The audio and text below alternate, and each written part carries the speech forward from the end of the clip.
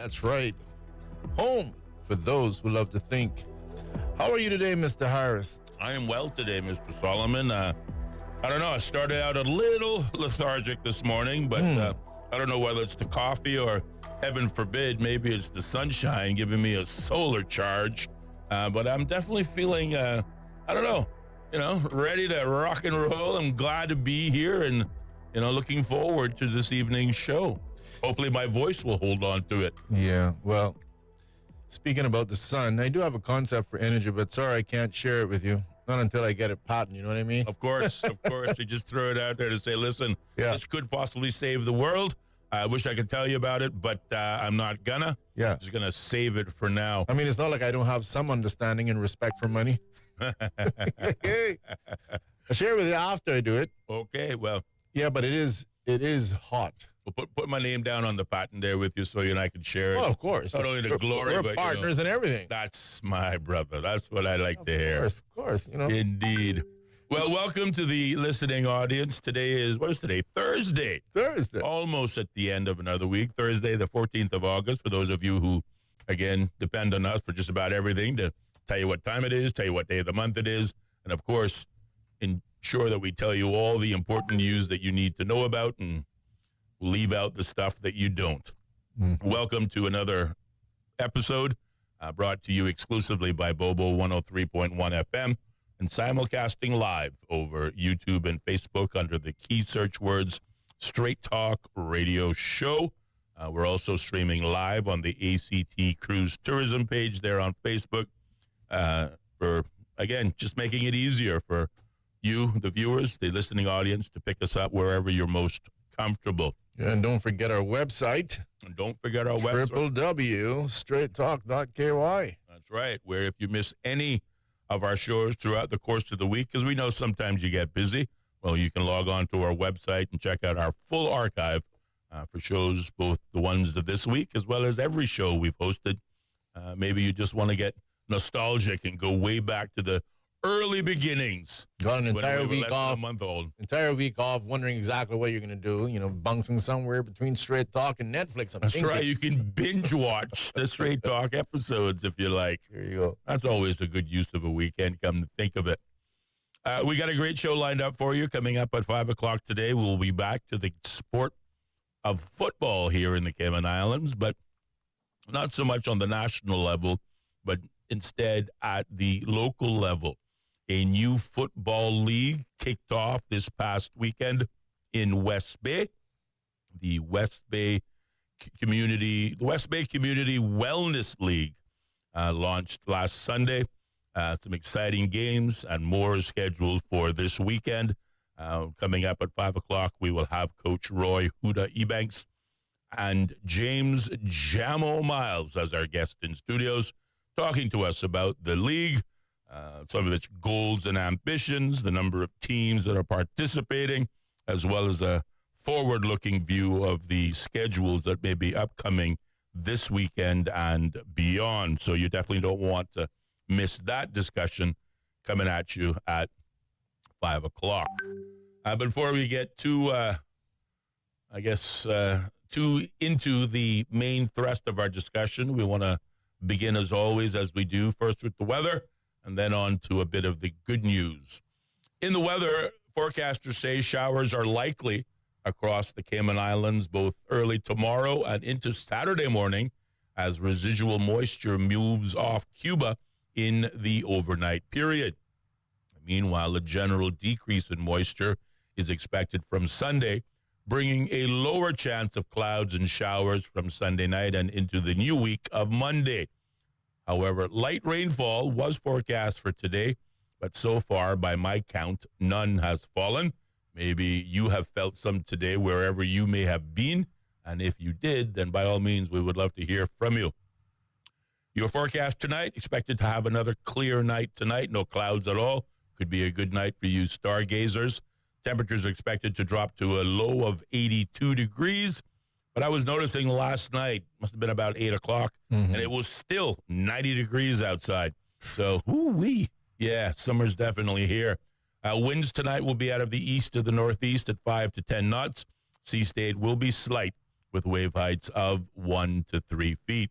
Currently here on Godfrey Nixon Way, the current temperatures outside is at a balmy 89 degrees Fahrenheit, but feeling closer to like 105 degrees Fahrenheit with the heat index. So, yes, that's a quick look at your weather brought to you by the National Weather Service. So no thunderstorms? No thunderstorms tonight. They say clear skies. So, you take that with a grain of salt. The old general rule was if the Weather Service says clear skies, pack an umbrella. If it says thunderstorms, go ahead and have a nighttime picnic. It'll be beautiful weather. So, I don't know, 50-50 chance. Last night was, hot. Tonight, I anticipate it'll probably still be as hot, but who knows? We'll wait and see.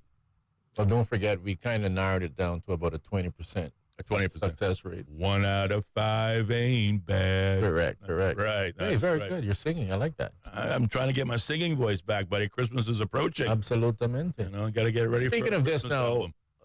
is it next year that's the World Cup? Yes, sir. Yes, that'd be a good excuse to lose your voice. That's all the Come time. inside and go, what happened? It's the only time that I really come out and watch the soccer. I tell you that. Hopefully, I can pull you into a few games as well. Well, I don't know that sound. If I hang with you, that sound like a beer drinking. No. No. You have been a non-drinker for far too long. I'm not going to convince you to do it. I believe that. You might have a little sugar buzz off of too many fruit punches. Yeah. But then it should be a great show, and nonetheless. Why is Ellio bouncing off the walls? He's had a lot of sugar today. He certainly has. Didn't you play the song? Sugar, put some sugar on it? I did. I like that song. Right. Before YouTube kicked us off. Sugar on it. Good song from the 80s as well. Oh, yeah. So in the good news category, there was a stock market milestone on Wednesday for the Cayman Islands tech sector. Mm-hmm.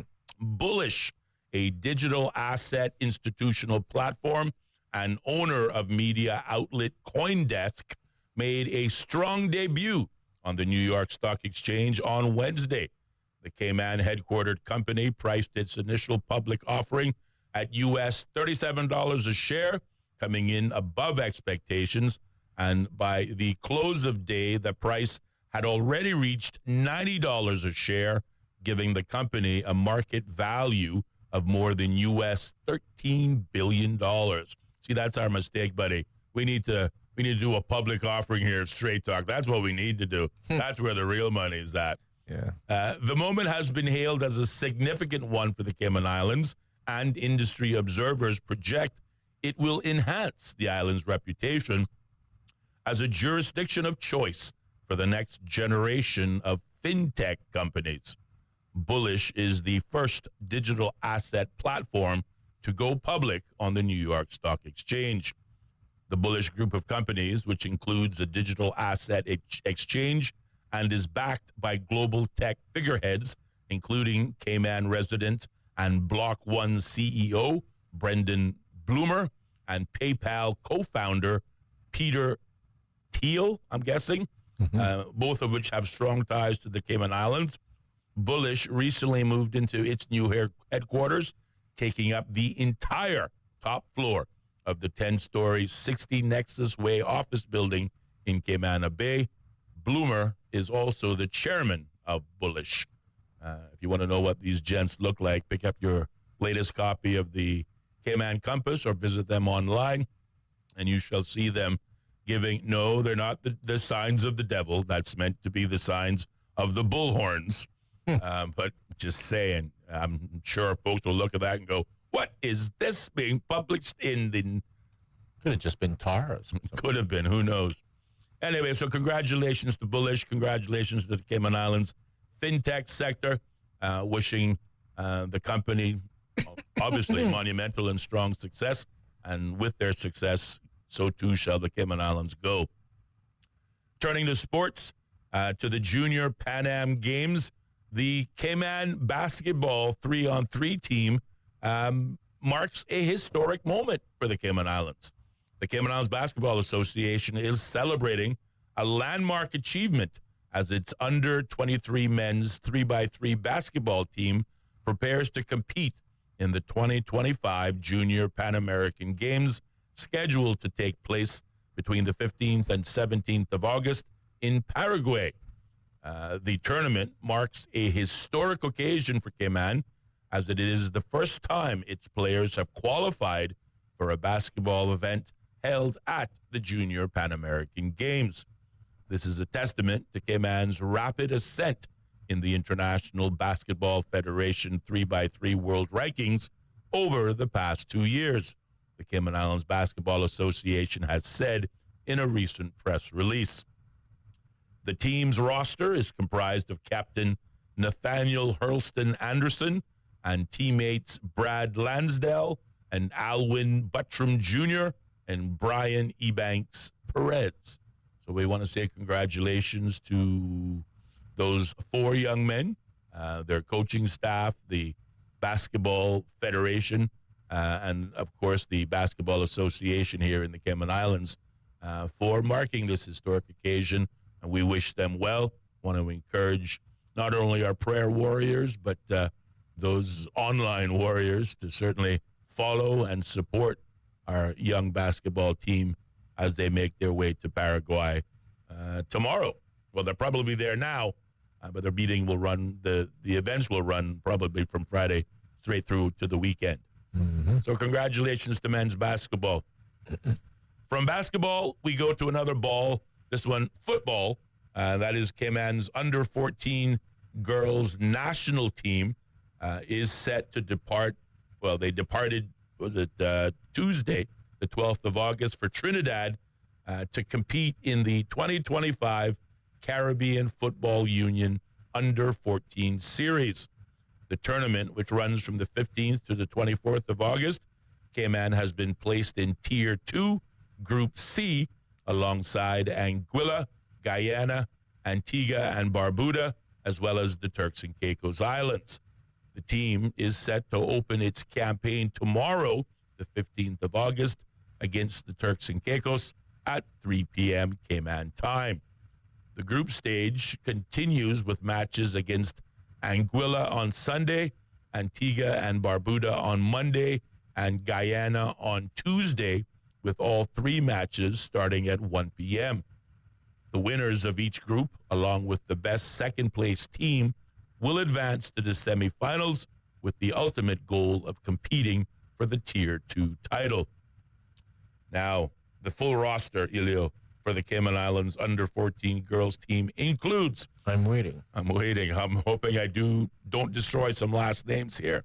Olivia Anderson, Ava Lennon, Layla Terrell, Letitia Reese, Mia Small, Olivia Thomas, Jenny Harrison, Yasmin Elliott, Ari Eaton, Matilda Lomas, Abigail Proud, Clara Walker, Laura Madden, Sandy Sanchez, Elena Kish, Ali Hernandez, Mickey Lyons, and Ziniak Missick make up the young ladies who will compete. Sounds like you did pretty good there, Ross. I mean, I'm not reading with you, but it sounded good. Tell you what, if you can't convince them, confuse them. Yeah. But certainly that's my best attempt at it. Hope I got them right. But certainly, I would just say in the future, you put a little bit more emphasis on the Hernandez as opposed to hair. There's you just silent H. Quite right. Why they put, Got to work on my Spanish accent. Yeah, man. Got a pain in my chest. Hey, boy, are you that? I'm going to help you. Mr. George, how much you pay for the new guy? How much you pay for the new guy? $20? $20? Too much. Too much. He's no good. I never knew my father. So there we go. Congratulations to our Cayman under-14 national football team, and likewise to the men's under-23 basketball 3x3 team, both of which going off, one to Paraguay, the other to Trinidad, all within the region to compete with obviously the Cayman flag draped on their shoulders and on their bodies. We want to wish them all well, keep them in our prayers, and of course, all of these events can be followed online. Just Google, or for the football team, just Google the Caribbean Football Federation, the Caribbean Football Union. Yes, Caribbean Football Union, CFU. That's the same tongue twister I had when we were chatting with the CFA president, Alberto Whitaker. Which one did he throw? Well, he was patient with me. I struggled with getting the Caribbean Football Union out. I don't know why. I see. I was probably better served if I just kept it in the acronym form, CFU. But I try to be comprehensive for those folks out there who may not be football fans and go, CFU, what's that? What's that, TLA? Exactly. Goodness. TMI, Austin. Yeah, well, I try. And one more bit of good news, and this one is for the government. I call it good news because, regardless of the criticism that we occasionally offer up, we will always question, and I think that is, a principle of democracy and the right of a free society to question your leaders, particularly when things just don't add up and don't pass the smell test. But we do want to see our government succeed because they are our government. As they go, we go with them, one way or the other, whether you voted for them or not. But claiming to have made a strong start to their administration, the National Coalition for Caymanians will be hosting a community update in Georgetown on Friday afternoon to unveil its report on their first 100 days in office. This will involve the coalition outlining what it says are accomplishments and ministry highlights so far. A similar event is also scheduled to take place on Cayman Brac the following week. Now, interesting. This is sort of unheard of. And we know what Fridays are like, people choosing their favorite watering hole. Mm-hmm. This public meeting marking the first 100 days of the new coalition government takes place on Friday. Will take place on Friday. What time? Between 4 p.m. and 7 p.m. on Cardinal Avenue. Maybe in fine print it says at the bottom drinks will be served. It must, because who's going to turn out at 4 p.m.? Most people attend public meetings after they get off work. Maybe Fridays they get off work early at 4:30, but that's still a half an hour they're going to miss. I've never heard of a public meeting being held at 4 o'clock in the evening, but that might perhaps, underpin the fact that some of these accomplishments are a bit more grandiose in their marketing campaign and may not be real in terms of deliverable. I don't know. Well. This meeting will be followed by a meeting at Scott's Dock, which will be held next Friday, the 22nd of August, in Cayman Brac. So if you want to know what the big announcements are, and if you're curious to know what this strong start has been for the first 100 days of the administration, I think you should turn out and find out for yourself and, maybe let us know. Maybe I'll go down. Well, maybe I won't. Maybe there's a lot of people that will show up because, everybody's eager to hear something. We've been waiting when is it? April, May, June, July, August. May? Yeah, almost 4 months. Mm-hmm. And they've had a strong start in their first 100 days. I mean, let's examine it. They introduced jobs for Caymanians only in the civil service. No, they talked about it. They talked about it. It doesn't happen until 2026. Right. And they're going to be carve-outs. They talked about the rollover for those persons in the public service, which they talked about, doesn't take effect until January 2026. They've talked about incredible immigration reform, including this is the 22 years it takes for your spouse, if you're married to a Caymanian, to be recognized as a Caymanian. The 2 years you have to leave if you're on a temporary work permit and change jobs. We argue the ridiculousness on both of those recommendations, and we question how did we come up with these numbers. Yeah. So, again, you tell me what's strong about the less than 4 month start. I swear to you, Austin, I was between work. I was trying to catch a little shade in my car under a palm tree, right? And for some reason, this came to me, and I said, would you really want to marry someone knowing that they couldn't actually be a Caymanian, couldn't really settle in, couldn't really be just one with you for 22 years? I don't know. My mind, I can't get my head around that. But either way, I mean, yeah, I think that it'll be interesting. I'm pretty sure a lot of people will be turning up. I'll try to turn up just to see what I can. I can't. But maybe they're having it. Maybe they're having it on Friday because we're in the talk show. Good convenient hour. We'll be on the talk show. Yeah, Can't attend. Yes, good point. Yeah, that's probably what it is. We're going to miss it. There is some We're going to miss strategy. the first half hour. We're going to miss we'll be able to get there just in the last half hour. Yeah. But if anybody is in attendance, and certainly, we'll account for the numbers. Make a call and then we'll play it on live on air. Absolutely. You know what I mean? You go to the movie theater, you hold up your phone and, you try to pirate the video that goes on there. Do the same thing for this first 100 days in office. Put your phone up. We'll test the quality of your speaker and we'll play it live on air. Sure, why not? And this is a public meeting after all. This is a public meeting. It is indeed. And it's going to be on Cardinal Avenue, the avenue that took 4 years to get cobblestoned pavers put in. And so the deputy premier is having a meeting tonight. Yeah, I was going to say about that, yes. Georgetown South. In the South Sound Community Hall, I think it is between 6 and 9. Let me just double check. I'm pretty sure that's what it was. Yeah. Yep, sometime then. Here it is. Georgetown South Community Meeting. Join us for an important evening of updates and engagements. So you see, engagements. I like that. Sounds serious. First check mark, the first 100 days in office. Then the community outreach is the second one. Ratty's Scholarship Fund. We're going to hear about that one. Constituency Council. And Thursday, 14 August, this is between 6 and 9 p.m., South Sound Community Center. Again, this is for the Honorable Gary Ratty, Member of Parliament, Deputy Premier, Cayman's National Party. So, encourage you to go. That's today, starting at 6, all the way up until 9 o'clock. And then you heard my colleague say, meeting tomorrow. Where was it, Mr. Hart? Cardinal Avenue. Cardinal Avenue. From 4 p.m. to 7 p.m. Now, see, the meeting hosted by the Honorable Deputy Premier makes sense. 6 p.m. to 9 p.m. is more fitting. On a Thursday. On a Thursday. Yeah. For people who work for a living.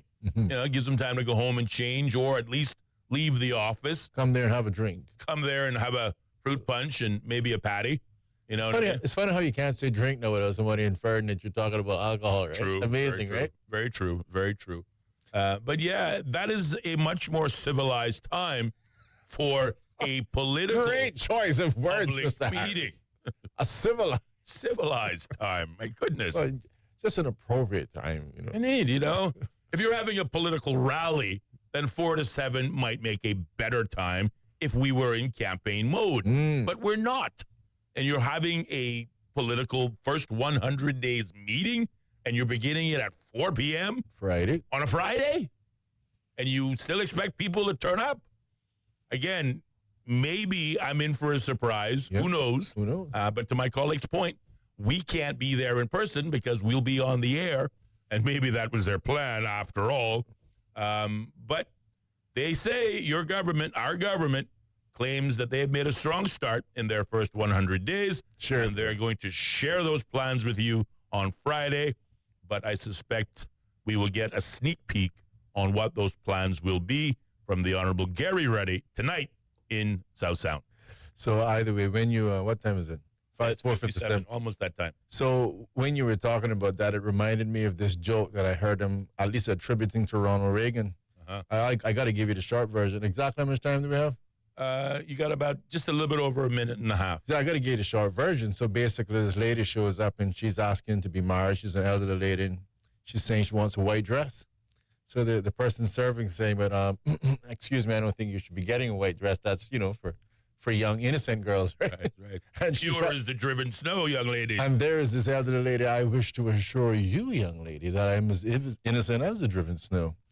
And she basically goes through how the first husband died right after the wedding. The other one died on the way to the hotel room. And the third one was interesting because apparently he sat at the edge of the bed and he only talked about it. He was a Democrat. He said he was a Democrat. He just sat at the edge of the bed and talked about it for a year. This is what we're going to do, darling. So apparently, I just couldn't help but think, maybe the government's just going to talk about what we're going to do. What we're going to do, indeed. That's the whole idea. We shall certainly see. Again, public meeting by the National Coalition for Caymanians tomorrow night, celebrating or marking their first 100 days in office. It is 50. But does it say what they've done or what they're going to do? What does it say? It doesn't say what they've done. They just said strong start to their administration. Okay. So excitement-packed meeting. I can just feel it. Keep it locked. There'll be more Straight Talk still to come with our guests. The West Bay Community Wellness Football League comes up next following the BBC News right here on Straight Talk, brought to you by Bobo 103.1 FM. Bobo. BBC News. BBC News. World news from the BBC. Violent clashes. Thick black smoke. A tremendous legal victory. Crucial elections. Destructive A winds. search and recovery operation. race against time. An imminent threat. Flying a drone over a rival team's training session. Whatever is happening, wherever it's happening, catch up with the latest news bulletins from the BBC. The home of the BBC World Service. This is Bobo FM. The BBC's From Our Own Correspondent. In today's Russia, no one is allowed anywhere near the political stage if they pose a serious challenge to Vladimir Putin. Stories and reflections from our reporters around the world. There is a major sense of insecurity here. More people are coming in from Sudan every day. From Our Own Correspondent from the BBC. The home of the BBC World Service. This is Bobo FM.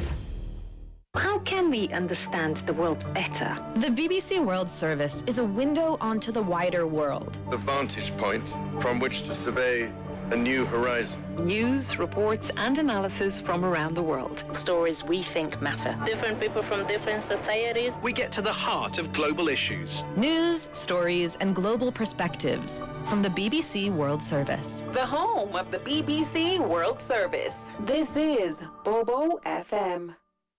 This is Bobo 103.1, powered by Health Services Authority. At Health Services Authority, they are committed to caring for you. They are Cayman's largest and longest-standing healthcare provider, offering the most comprehensive range of inpatient, outpatient, and public health services at 9 different locations across all 3 islands.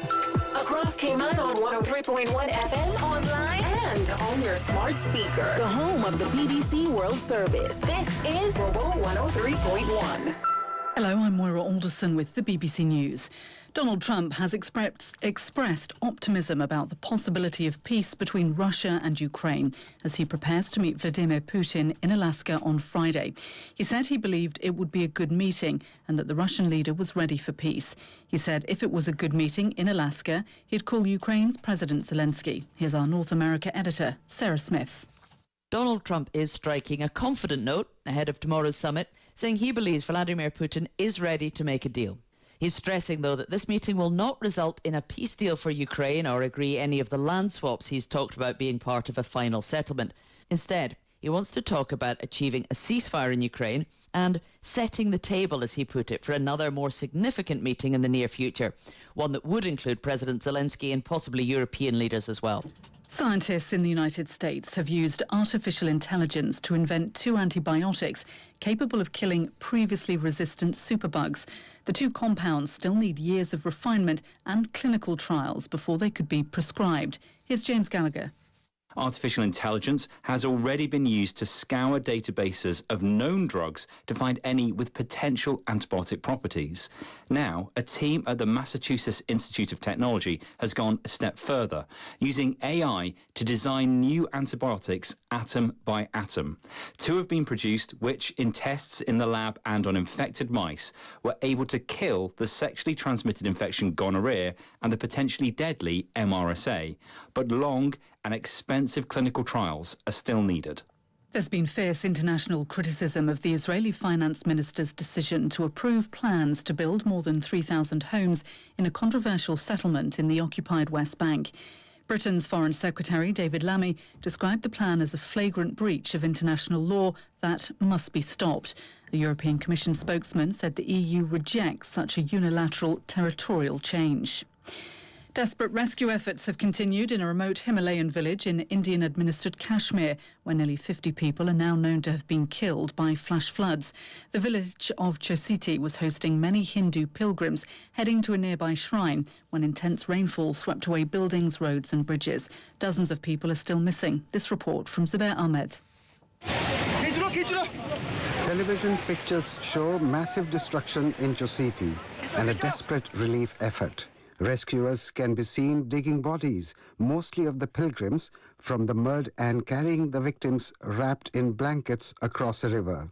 The mountain settlement, a stopover on the pilgrimage route, has largely been wiped out by the torrential rain. Officials say the number of people killed is expected to rise, with more victims feared trapped. BBC News. The current chair of the Economic Community of West African States, ECOWAS, has urged military-led Mali, Burkina Faso and Niger to rejoin the organisation. The three countries broke away from ECOWAS after refusing its demands to restore democratic rule. 2 years ago, they formed their own bloc known as the Alliance of Sahel States. Donald Trump has defended his decision to impose 50% tariffs on many imports from Brazil. He described it as one of the United States' worst trade partners. Mr. Trump also accused Brazil's left-wing government of persecuting the former president, Jair Bolsonaro. Brazil has been a horrible trading partner in terms of tariffs. As you know, they charge us tremendous tariffs, far, far more than we were charging them. We weren't charging anything, essentially.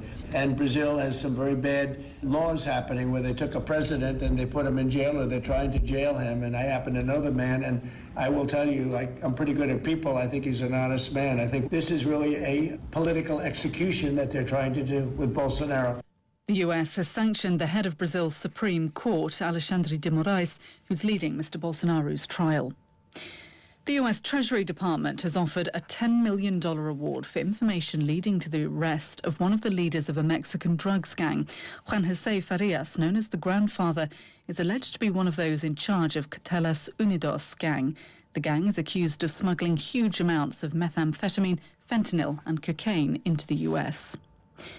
Spanish police have arrested a woman accused of posing as a doctor in Colombia and treating hundreds of patients without any qualifications. She was detained in the eastern region of Valencia in a joint operation with Colombian authorities. She could now face charges of fraud, impersonation and document forgery. Reports say the woman had worked at several health facilities in Colombia for 3 years before fleeing to Spain. That's the latest. BBC News.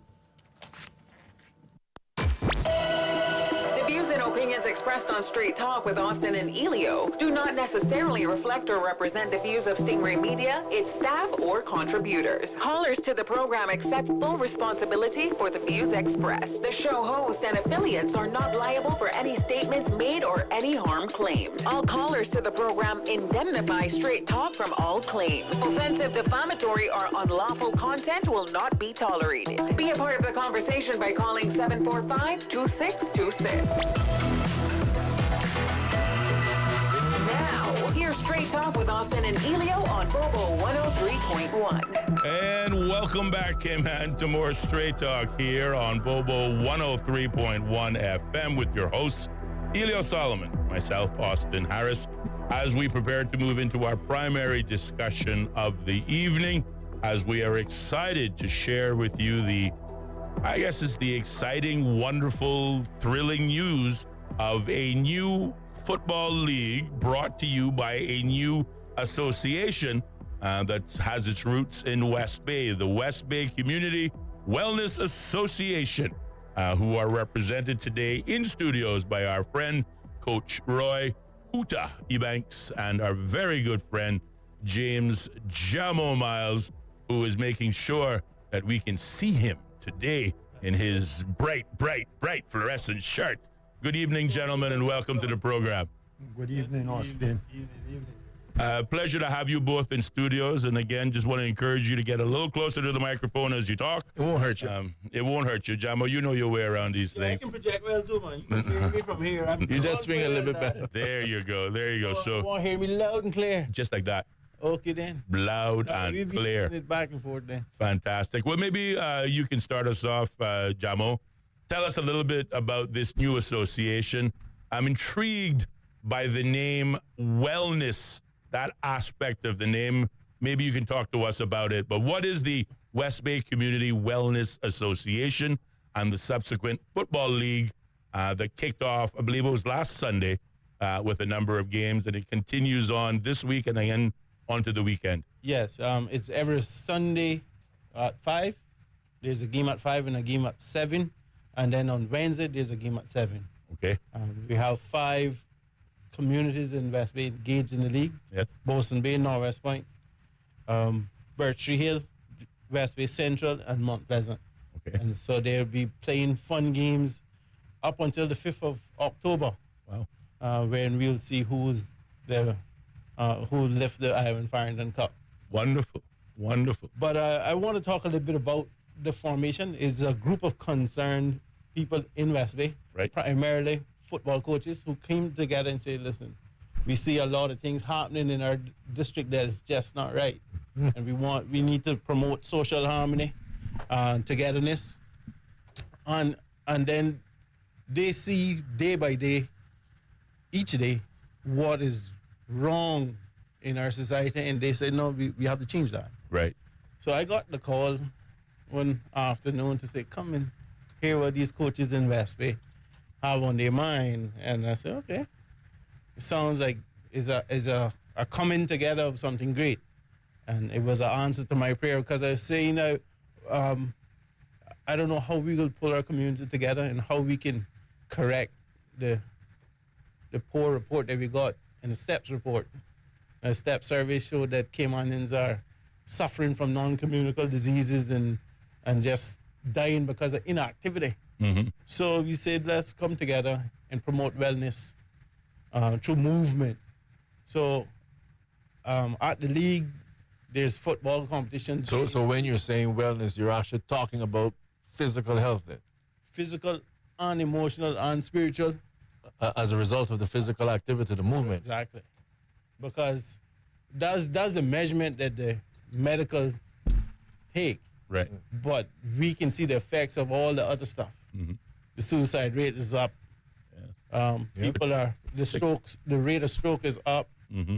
You know, all these things are stress related. And so we have a partnership with Doctors Hospital who come and do high blood pressure clinics at each of the marches starting Sunday, God's willing. All right. So anybody can come and get their blood pressure checked.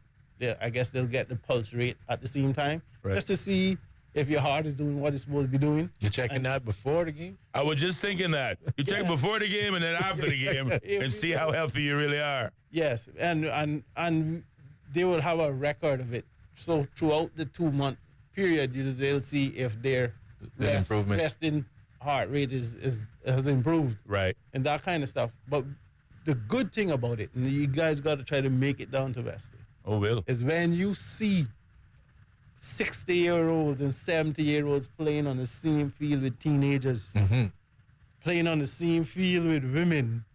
Well, that's what I wanted to ask in terms of what are some of the age demographics and will it be co-ed? But you answered both right away.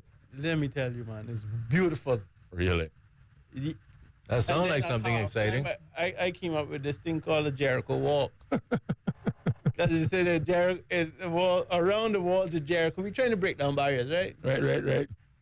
You walk 7 times around half of the field. Then you blow. And we shout. But anyhow, what we're trying to do is to make sure that people can walk. And if you walk at your own pace for the 15 minutes of halftime, that is our goal, for you to get moving. You're not going to do the 7 hours. Me and Abo and quite a few of us that walk fast can do it. Right. But you're not gonna walk at our pace. Is the Jericho Walk brought to you by Geritol? No, not yet. Maybe fencing. It's not sponsored yet. But we can work on a sponsor if we have to. All right. But I want to talk about our sponsor. Please do. Muck Russ came on board, and I want to thank Cheeky Arden Rivers for setting it up. And he came on board with a gold sponsorship that sponsored all the uniforms. Wow. For all of the teams. Wow. Their coaches and the officials, the steering committee. Like, I'm wearing the steering committee shirt now. That sounds like Charlie. And it is wonderful, because without it, the league wouldn't look half as pretty. I saw that McRest on your shirt, you know. Yes, and I want to thank him for coming on board wholeheartedly and not only providing uniforms, but also refreshments for the teams and for the spectators. So you get water and juices courtesy of Mark Russ. Wow. That is an incredible community engagement, act, if you will, willful. And certainly we want to thank McRuss for it. And likewise, we want to encourage persons who come out to the games to support McRuss. For the rest of the week as well by doing your shopping down there. I mean, you've really been together too long. We've been together too long, my brother. I want to say the same thing my colleagues saying. I mean, we want to thank, first of all, I want to thank McRuss for the sponsorship. Yes. And hopefully all the West Bay community will go out there and shop at McRuss and return the love. Yeah, very generous. Very generous of McRuss. So he can continue to give more, Indeed. And he had 24-hour service right down the road from here. Oh, yeah, I know where he is in town. I thought about that West Bay. I know he up there by, what's it called? Is it Birch Street? Bergman Bakery. He actually... Mount Pleasant, right? Mount Pleasant area. That's he actually purchased the bakery from Mr. Bergman. Right. He now produces McRuss bread. It's a beautiful story. Yeah. Wonderful. Yeah, Wonderful. So it's a great way of him keeping our local businesses local. Yeah, absolutely. It could easily been sold to a foreign. Very easily. Quite right. That's and good. we have some kind of Chinese bread or something rather than a McRuss bread. Very true. So I want to thank him for using his money wisely to invest into our traditional stuff. Okay. He could have kept it as Caribbean Bakery. Yes. And still, but why not brand it as McRuss? Indeed. And you can spread your brand around, and it's a wonderful thing to see young Caymanians getting into business and then pouring their business back into the community. Yeah. And to help the community, strengthen the community bonds. I mean, sitting in the meeting, talking to him about the sponsorship just gave me goosebumps. I like, sure. I indeed. love it already. He said, just list what you need. And I'm thrilled that you informed me. I didn't know McRuss had taken over the bakery. And I'm eager to know what their hours are, what days they bake, fresh bread, because I think they open late in West Bay. I think really? Until midnight, but here is 24 hours right down the road on Eastern Avenue. Because I know a lot of folks who go to Cameron and they always say, when you go to Brack, bring me back some bread. It's actually 24 hours in West Bay as well. Really? Yeah. Outstanding. You can't come in West Bay and don't be 24 hours. You gotta give us a shopping spot. Yeah, absolutely. Man. It's always a little crowding going on over there. Well, you spoke about the issues that you're concerned with in the community as being the impetus behind forming the association. I wonder if I can invite Coach Huda to share his views, and particularly what are some of the concerns. We talked about the physical and the mental issues, certainly the alarming rate of suicide and mental health issues, particularly amongst the young people. We acknowledge again the sedentary nature of a lot of folks as we get older, and encouraging physical activity. But are there some other concerning factors that catch your attention that perhaps may have been one of the reasons behind establishing this new association? Greetings, Cayman Islands, the land of soft sea breezes. As everybody know, my name is Coach Huta, and I'm here representing the West Bay Wellness Community Association. First, I would like to give God thanks for being here. I also would like to give Austin and Ellio thanks for allowing us to be on their show, which is called Straight Talk. Yes, sir. We appreciate that. I also would like to make a big shout out to all of our coordinators that makes up the membership of West Bay Wellness Community Association, and that is Arden Rivers, Antonio Smith, Olsen Bush, Darnell Kelly, Sylvester Coleman, Heather Parsons, Joel McRae, Gerard Ebanks, and my man here, Jamo, which plays a great part in terms of our organization. You just named out a whole list of stalwart Caymanians that I certainly would feel proud to be associated with, and certainly have long been associated with their either direct or indirect of football in the Cayman Islands over the years. So a great big thank you to those fellow Caymanians as well. And for me, that was the greatest achievement so far that we have, that people like us before, we would just focus on our individual clubs in West Bay. But we decided to look at football and see where football could contribute much on a much larger scale in terms of community wellness development than just a football club development. Right. This decision was made also by the demographics and things that we are faced right now. We are faced with an overpopulated country. Cayman is only 76 square miles, and out of that 76 square miles, probably we have about 60 miles or less of habitable land. Now, in that regards, right? That is over 1,800 people per square mile that is living in the Cayman Islands.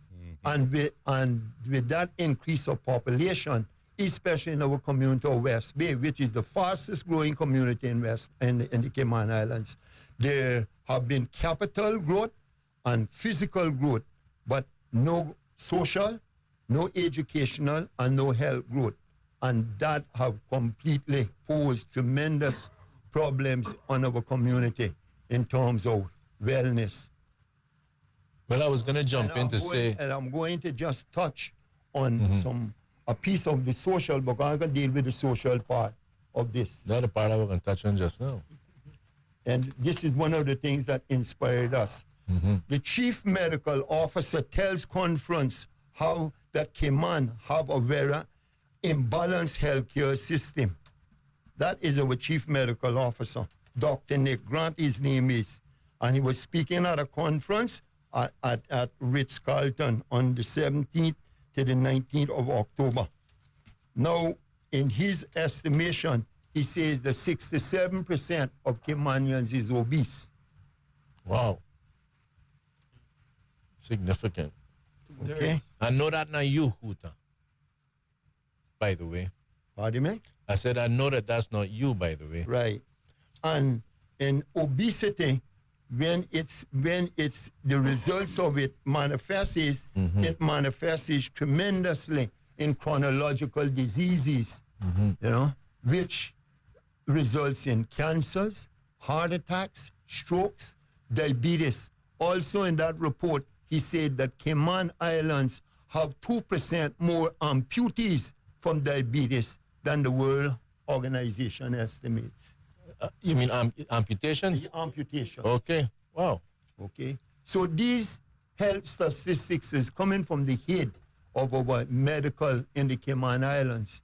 That is very, very alarming. And I can go back again. How are we going to put 1,800 people per square mile on property? That means that there's tremendous ramifications.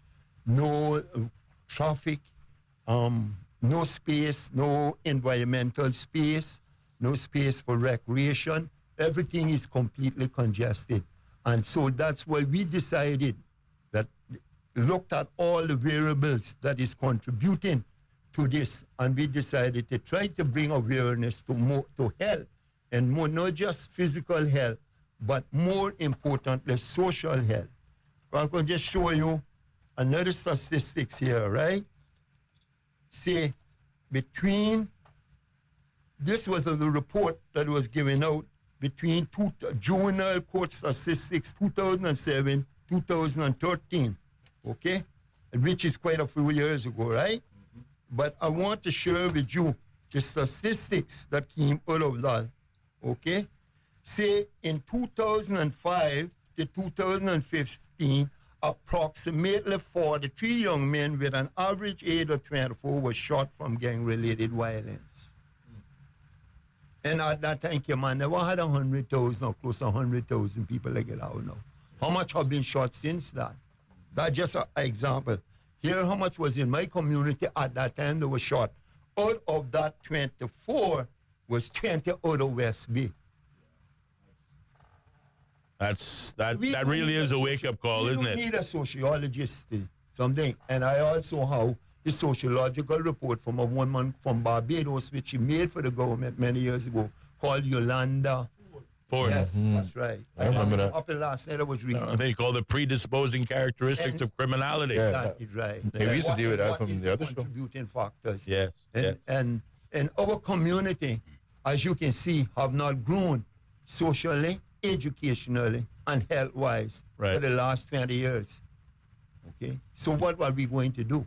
Indeed. So we decided to look at football and see if we could organize through football something like what we are doing right now to bring awareness and bring it and to inform and to educate.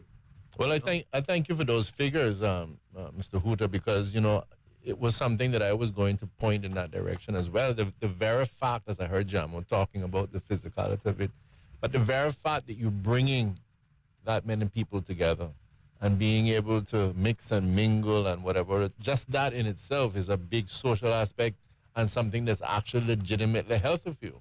Getting to know other persons and meeting and greeting. So I think that it is definitely pointing in the right direction, and those statistics are alarming. How do you feel? I mean, so it definitely seems like both of you are thinking we need it all over, but West Bay is most important when you look at those crime statistics.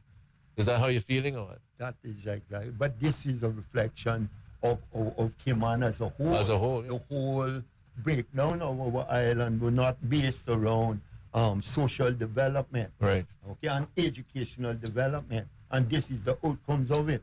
Before, when I was a boy and growing up, if you use the word social, they thought you were going communist. Right.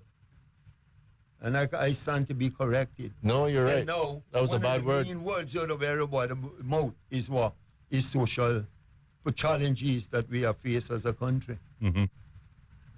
So this is a way that we have started to make an effort to be able to alleviate some of the symptoms that this social, educational, and breakdown so give us amongst our young people. And the beauty John will just sum it up. The beauty of me personally, for my personal thing is that I was able for the last two nights of football in West Bay, I was able to mingle and intermingle and converse with 7 generations of players that I have coached. Wow. That had to be a nice homecoming as well.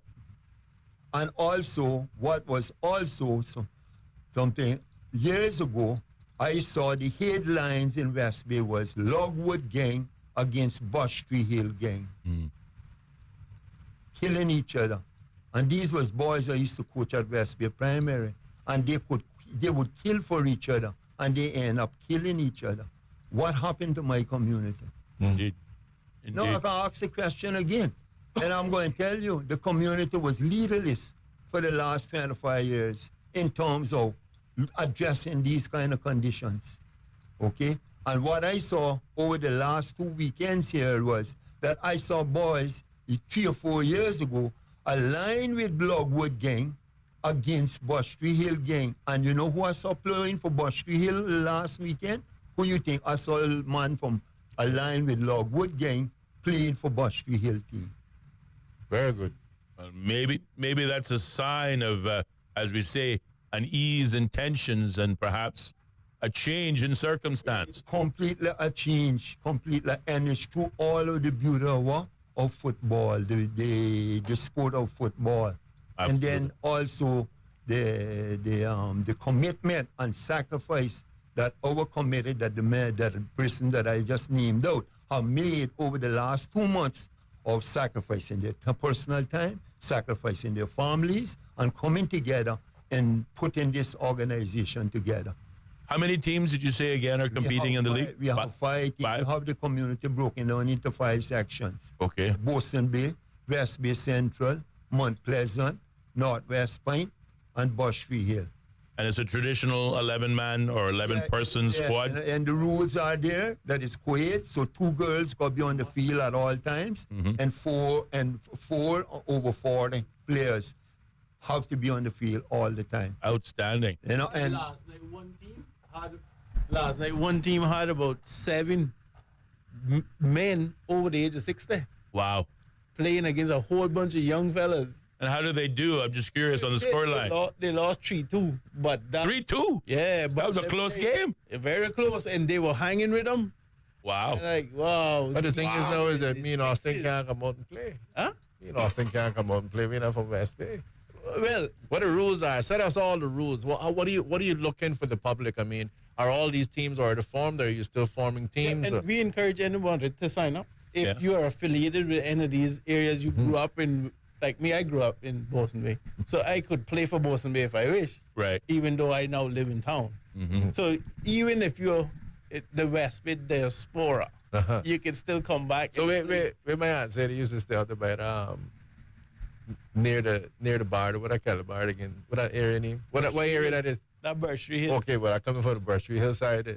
And I'm sure I could get somebody to vouch for me down in Hydesville. Come and chill. You know what I mean? Yeah, come and yeah, chill. I know who to know where I'm talking about. Yep, and we also have activities at halftime where while the players are resting, maybe 15 minutes at halftime, we encourage the spectators to come and take to the field. Come and get involved. Well, we're chatting with the West Bay Community Wellness Association, a new league. We're going to pause, but there'll be more to talk about when we come back.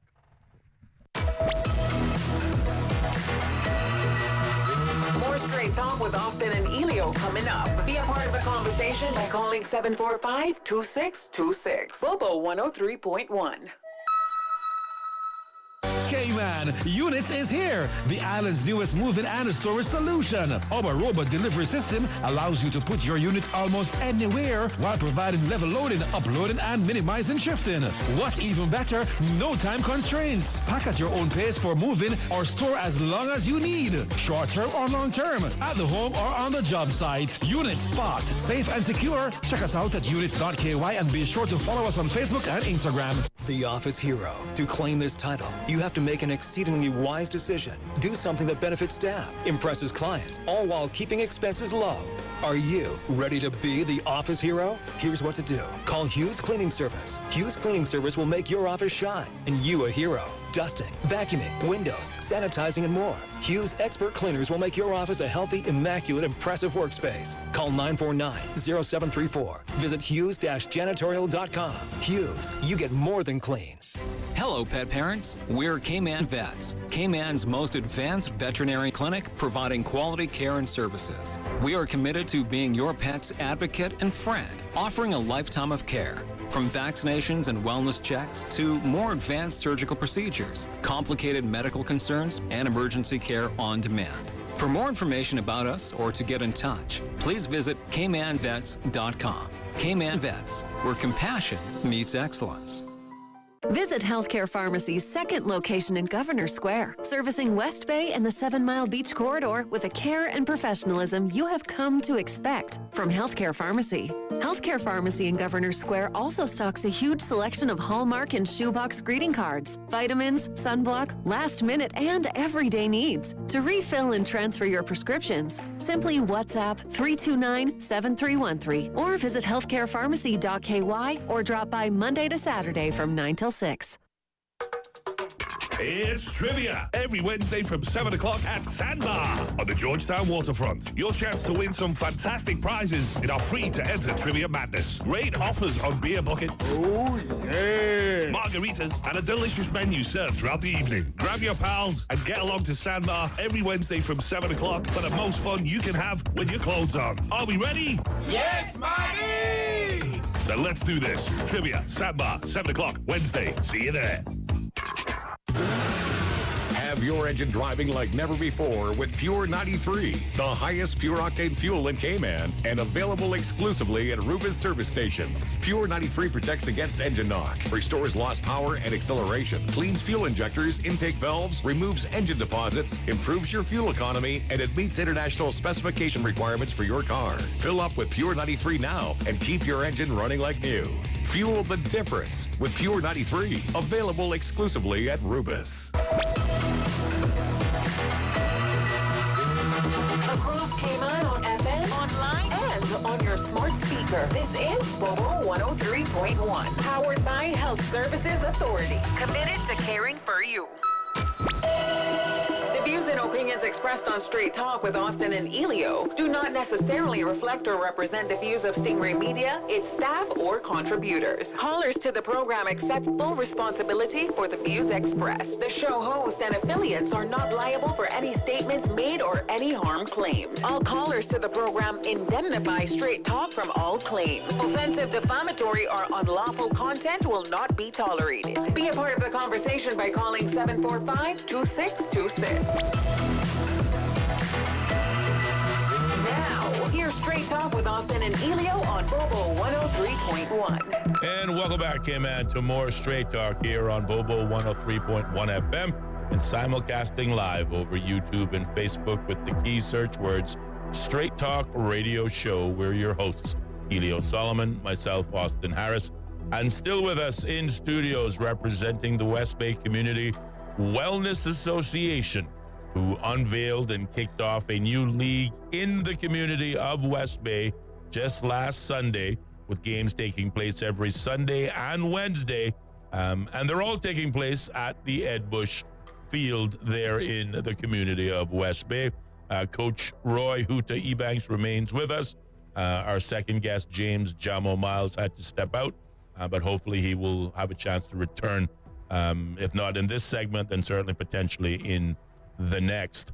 Again, for those listeners just joining us, maybe you can recap again the number of teams in the league. If you know the names of the teams, give them a shout out, and also again an opportunity to touch on your fantastic sponsors, not least of which the very generous McRuss. Coach Huda.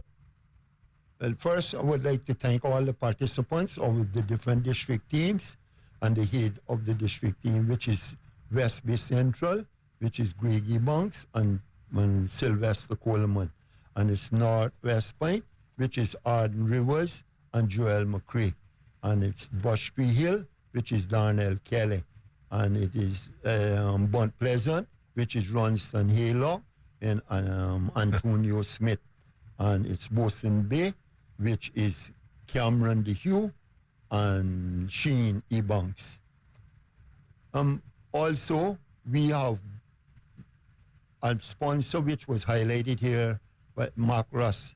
What I know that Mark Russ has done, they have set the bar for other businesses in West Bay to step up and to make a contribution to the wellness of our community. And I hope and trust that they will be inspired by Mark Russ to come on board, to be able to support, because this movement, this association is not only going to address sporting aspect football, but we would like to go into other areas of community participation, other sports like basketball, like volleyball. West Bay we don't have a senior citizen center. We are the senior citizen of West Bay right now, and we don't have no place to gather where we can, can reminisce, where we can play games, improve our cognitive thinking, and because we also faced with a bit of Alzheimer's and dementia right now amongst the older population of West Bay, because a lot of them is living very, very isolated environments in terms of the amount of social interaction and things that they used to have before. So all of these things we have formed to try to highlight to the powers that be that the other areas that they need to invest in the community. We don't have no community bus. I picks up 85-year-olds going to HSA hospital to give them a ride and things to the hospital with many illnesses and conditions and things like that. So there, so we really need a strong West Bay identity group that that we can address many of these issues and see if our government of the day will be looking into more community building, because over the past years the communities have been tremendously neglected from a social, educational, and a health perspective. Speaking of the government, and certainly the good intentions in which this association and league have been founded on, have you reached out and or invited the government, and if not all of the government, certainly the representatives within the West Bay community? They have been. Jamo is our liaison between the government and this our association, and he have conveyed. And up to last night, we saw the Minister of Health there by the field talking to spectators and things. But has the Premier made it out yet? He's also from West Bay. No, the Premier, we have not. He have physically not, but he have gave his endorsement, endorsement to it. So, but what we decided from the beginning that we was going to be very proactive in doing what we could do to get sponsorship and everything. And then when we approach the government, we are showing them that we are not an organization that come into them to be dependent on top of them, but we would like to come to them as a partner to show them that we have our own initiatives and we can, and Mark Russ is the prime example, Sure. And also I would like to also mention Wiz TV, which is Mr. James Anglin, because he's our video producer. He's the one that shows. Oh yeah, from Wise TV. Pardon me? Wise TV. Yeah, Wise TV. Awesome. Yeah, Also, so the games will be televised and played back, but online or on CITV or where? Online and thing, yeah, man. Compass TV, and you can't call it CITV anymore. Wise Up TV. Wise Up TV. Yeah, that's James Anglin. That is his own company. And he did some stuff while we were doing ACT as well. Quite a bit right now. Yeah, and he have been and he's also been very instrumental in this association, because he was one of the originals that we started to talk to and share our ideas with and things. But please, let me encourage you, Coach Huda, and Mr. Anglin, to share links of the videos, and we will do our part to promote it on behalf of the West Bay Community Wellness Association. Right. You also talked about the concerns, the deterioration of the community, particularly at the young persons level, the number of gang violence, shooting violence. You gave some statistics earlier on. But more uplifting, you talked about some of these gang members making up, are participating by playing on opposing teams, if you will. So Birch Street is playing on a Bosun Blay football club and vice versa, showing again, some, what's the word I'm looking for? Not compromise, but camaraderie. It's a word I'm searching for. I can't find it right now. How football can break down the social barriers and all those kind of barriers. Exactly. And completely social integrate us as a community, irrespective of where we were born and our upbringing and all those things, Yeah. But now my question is, I mean, it bodes well for the start of the game, and the league started off, and you're seeing this intermingling, if you will, yet again, leaving our, whatever sides, whatever colors off the field and participating together as a community in the game of football. Let's hope it stays that way.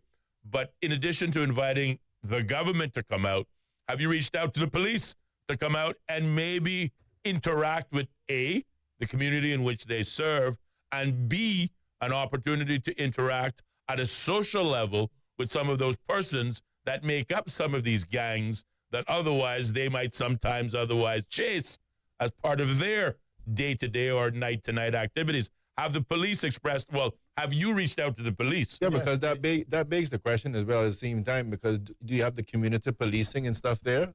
Yeah, so speak to all that. Yeah. Well, we have we invited the police and the community officer, which is Officer Myers. He attended one of our meetings. Okay, and that's he good. instructed us that his portfolio do not cover like security events to come there and be there all the time. But he told us must go and approach the higher officers that is in charge of that. Right. Well, Jamo, he's responsible for that. So he was the one that were reaching out. But the feedback that we got from the police, according to him, was that the police charges a fee. So what? The police charges a fee. No, I didn't hear you there. I need you to speak louder into the microphone. This police charge what? A fee of $42 per hour come to be for our, and we are the people that is paying the police.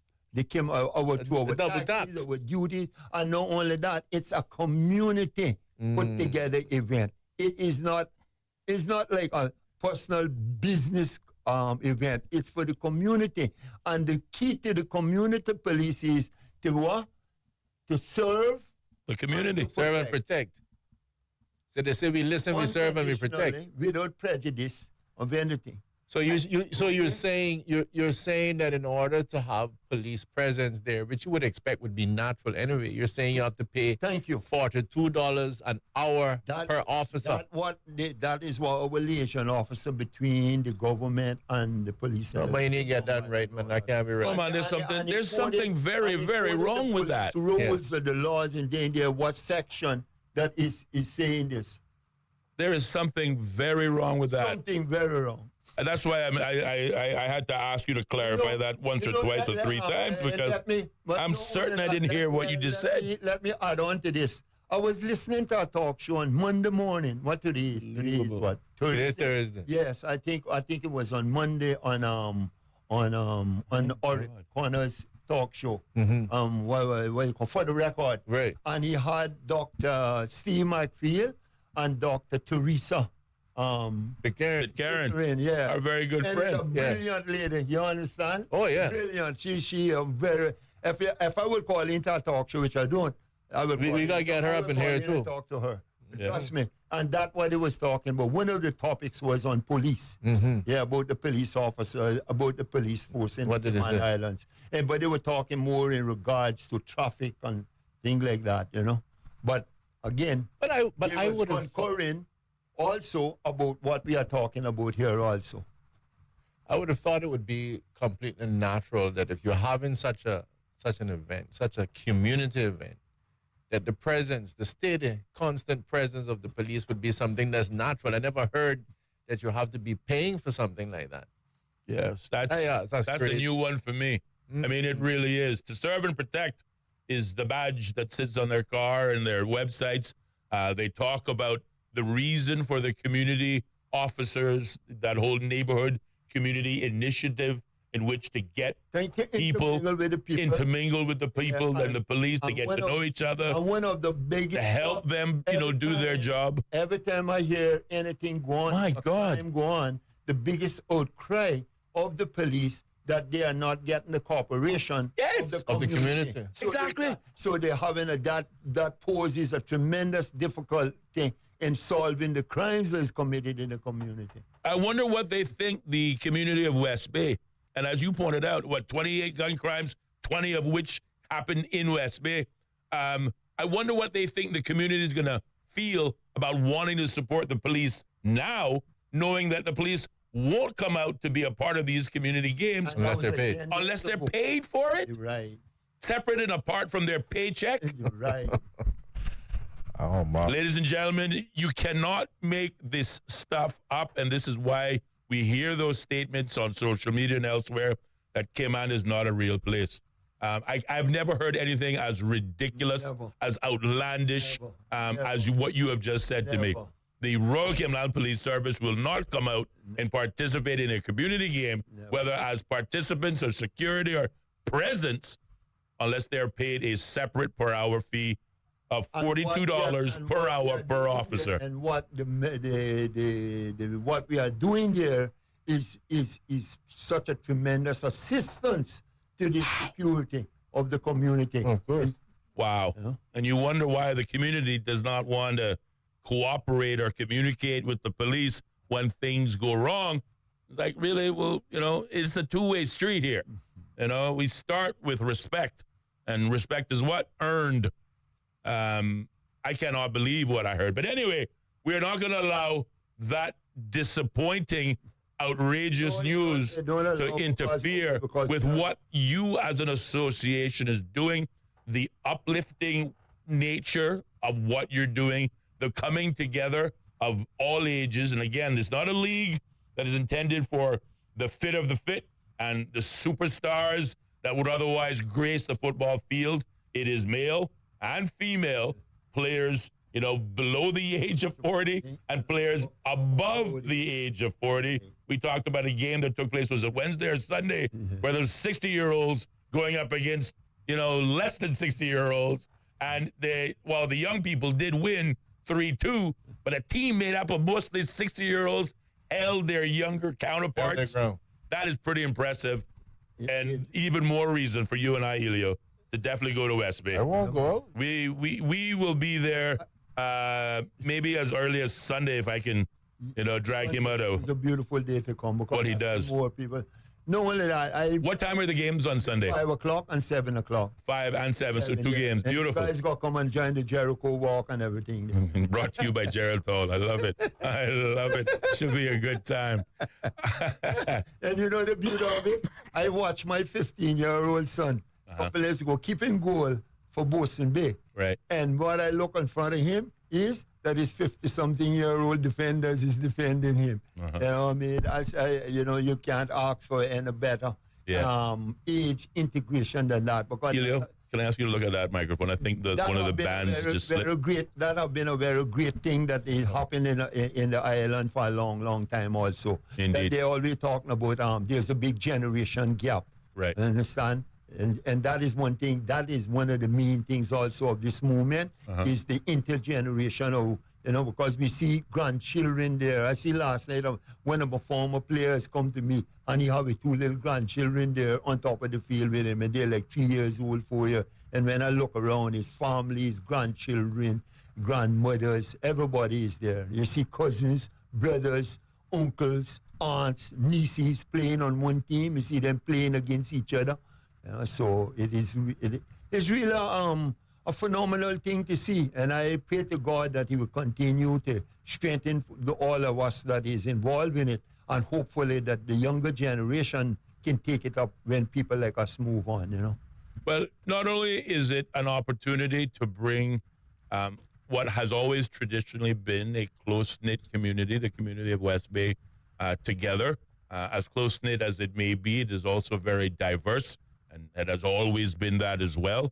But it is nice how you tear down barriers, whether it be, again, tearing down the most important barriers, the gang culture, the gang members, playing together, working together, socializing together rather than killing each other. That's, a feather in your cap. The bringing together of our young with our old, because there's still a lot to be learned from both sides. Likewise, the co-ed nature of this.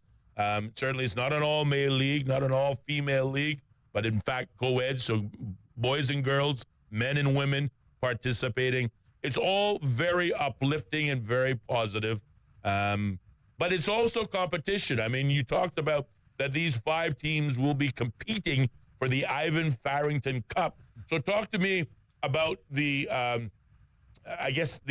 play schedule, how long the league will last, and of course, obviously, how do we start to whittle down towards the quarterfinals, the semifinals, and then of course the big night for the trophy itself? When does that take place? And talk to us.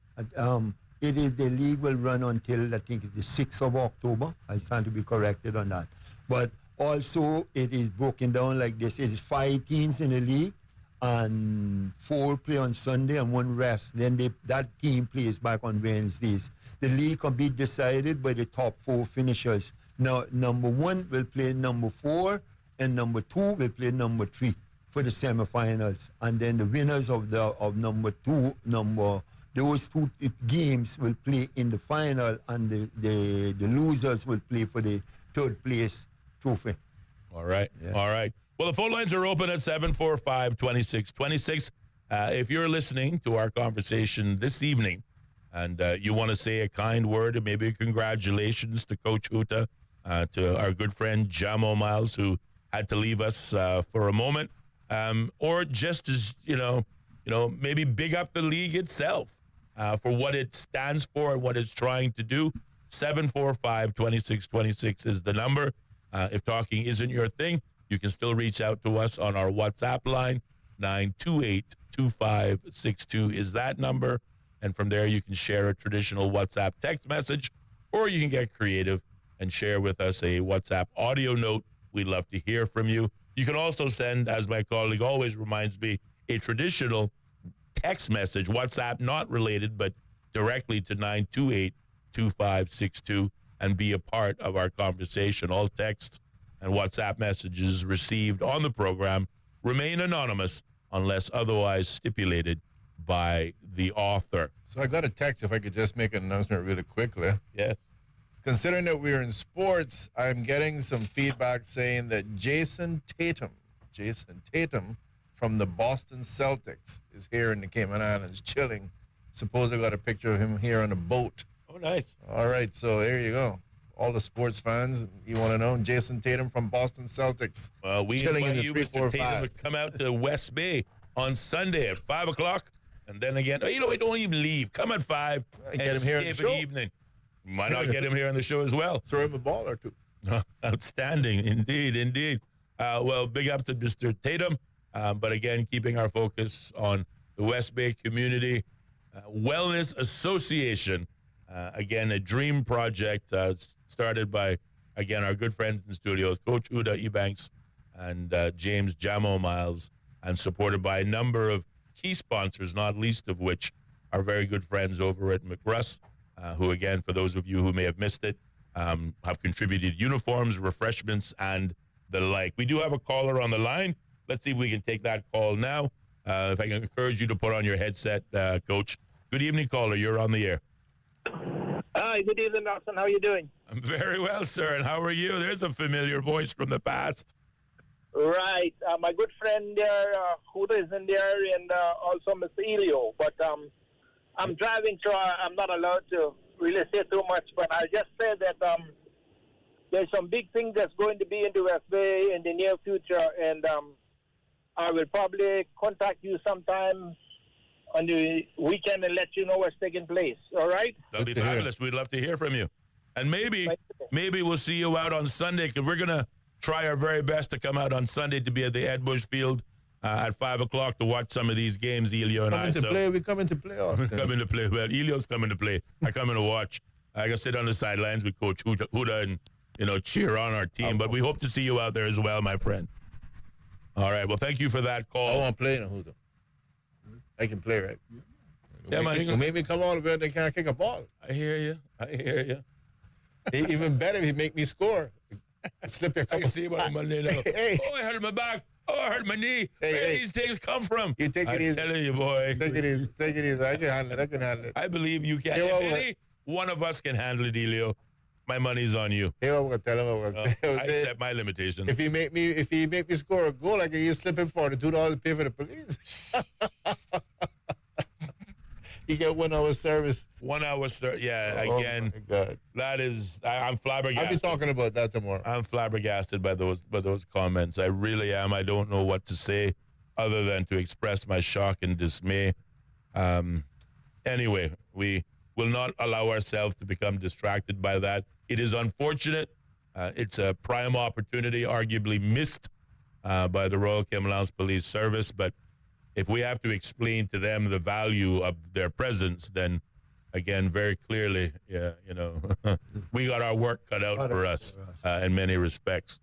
It is 56 minutes past the hour of 5 o'clock. I don't know what else we have to talk about on this subject other than to thank you, Coach Huda, for being our guest and give you an opportunity for some closing and or final remarks. But first of all, like also to express my great deep gratitude for the spectators and the family members that have been coming out, and hope and trust that they can continue to build on coming out and participating in this, because as we can see, it is not just about the players on top of the field. It is also about the people that is off the field, and we got other events and things planned, but at least one of the events that is the walking event called the Jericho Walk. So we are stressing strongly that we want more of the West Bay community to come out and support this. More so, many of the older players of yesterday, even though they cannot play, but it'd be good if they could even come out and mingle amongst the crowd and mingle amongst us, and to be part of this, because this is an inclusive event. This is for the whole community, and hope and trust that we will also inspire other communities to start doing similar things like this to bring up the awareness of wellness And then when we say wellness, is social, physical, and mental, and wellness is more important right now than any other aspect in our community that I see, because a lot of my friends is suffering and have gone on because of chronological diseases. I asked 2 questions a couple nights ago in a group meeting with us, and I asked what is the difference between a non-communicable disease or a communicable disease, and I got a 0 answer. Don't know. I'll have to. No. Communicable is one that you can a disease that can be passed on. Yeah, like a virus. But then, non-communicable. It's like what? Like cancers, heart attacks. You can't catch a heart attack from somebody else. Right. Understand? Or you don't give them your Alzheimer's. And then chronological diseases. And also ultra-processed foods. We are consuming tremendous amount of ultra-processed foods. You know, when I was a boy growing up, we grew up in what you call a blue zone environment.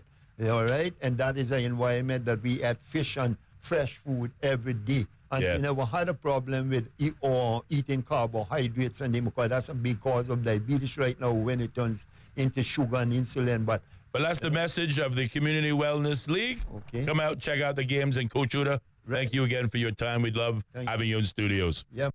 Bobo.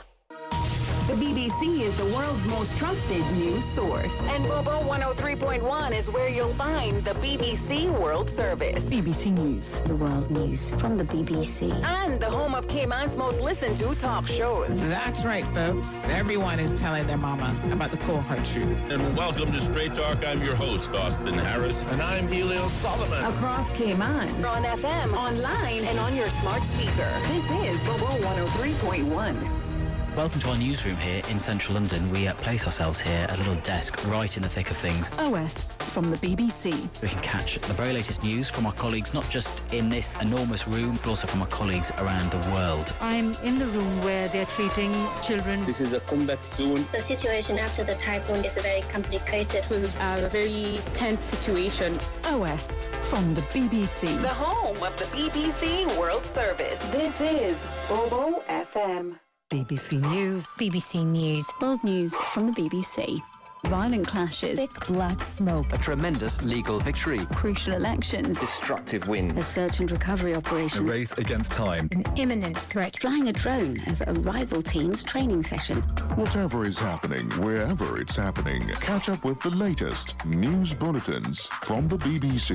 The home of the BBC World Service. This is Bobo FM. This is Bobo 103.1, powered by Health Services Authority. At Health Services Authority, they are committed to caring for you. They are Cayman's largest and longest-standing healthcare provider, offering the most comprehensive range of inpatient, outpatient, and public health services at 9 different locations across all 3 islands. Across Cayman on 103.1 FM, online, and on your smart speaker. The home of the BBC World Service. This is Bobo 103.1. I'm Moira Alderson with the BBC News. Donald Trump has expressed optimism about the possibility of peace between Russia and Ukraine as he prepares to meet Vladimir Putin in Alaska on Friday without Ukrainian President Volodymyr Zelensky. Sarah Smith looks at Mr. Trump's goals. I think it's going to be very interesting. We're going to find out where every... He wants to talk about achieving a ceasefire in Ukraine and setting the table, as he put it, for another more significant meeting in the near future, one that would include President Zelensky and possibly European leaders as well. Mr. Trump told Fox News Radio that if it was a good meeting, he would immediately call Mr. Zelensky, but if it was a bad one, he wouldn't call anyone and would just go home. But Donald Trump has staked his reputation as a deal maker on this summit, to which he invited the Russian leader. He really doesn't want to go home empty-handed. Scientists in the US have used artificial intelligence to invent 2 antibiotics capable of killing previously resistant superbugs. The drugs were constructed atom by atom using AI algorithms. In laboratory and animal tests, they successfully destroyed 2 bacterial infections, gonorrhea and MRSA. The 2 compounds still need years of refinement and clinical trials before they could be prescribed. There's been fierce international criticism of Israeli plans to build more than 3,000 homes in a controversial settlement in the occupied West Bank. Britain's Foreign Secretary David Lammy described the plan as a flagrant breach of international law that must be stopped. A European Commission spokesman said the EU rejects such a unilateral territorial change. Our correspondent in Jerusalem, John Donison, says the plans have been controversial for decades. It's essentially a massive Jewish settlement expansion to the east of Jerusalem that would cut the West Bank in two. Now, Palestinians have long said that that would mean their vision of a Palestinian state would be impossible. What's unusual today is you've got the Israeli finance minister proudly boasting that that was the whole intention. Donald Trump has defended his decision to impose 50% tariffs on many imports from Brazil. He described it as one of the United States' worst trade partners and also accused Brazil's left-wing government of persecuting the former President Jair Bolsonaro. Mr. Bolsonaro's son, Eduardo, who is a congressman in Brazil, says he welcomes the tariffs, and not only because they show support for his father. I never go to the table here in the Congress or in the White House saying, oh, please help my father. No. My father is only one victim of this whole system, the whole story. When he applies the 50% tariff, which is, as you look for the other countries, is way bigger than the other countries. The other countries are receiving 20, 30% tariffs because the problem of the other countries is just about trades. In Brazil, you clearly have an institutional crisis. BBC News. Desperate rescue efforts have continued in a remote Himalayan village in Indian-administered Kashmir, where nearly 50 people are now known to have been killed by flash floods. The village, Chositi, was hosting many Hindu pilgrims heading to a nearby shrine when intense rainfall swept away buildings, roads and bridges. Emergency teams have struggled to reach the area because of bad weather and the destruction caused by the floods. The US Treasury Department has offered a $10 million award for information leading to the arrest of one of the leaders of a Mexican drugs gang. Juan Jose Farias, known as the grandfather, is alleged to be one of those in charge of the Carteles Unidas gang. The gang is accused of smuggling huge amounts of methamphetamine, fentanyl and cocaine into the US. Spanish police have arrested a woman accused of posing as a doctor in Colombia and treating hundreds of patients without any qualifications. She could now face charges of fraud, impersonation and document forgery. Reports say the woman had worked at several health facilities in Colombia for 3 years before fleeing to Spain. The Marshall Islands are due to make history shortly when they play their first ever international football match, a friendly against the US Virgin Islands in the US state of Arkansas. The Pacific Island nation has a population of only 40,000 and no full-sized football pitches, and several of their squad have never played 11-a-side football before. Their British coach, Lloyd Owers, explains how he created a national squad from scratch.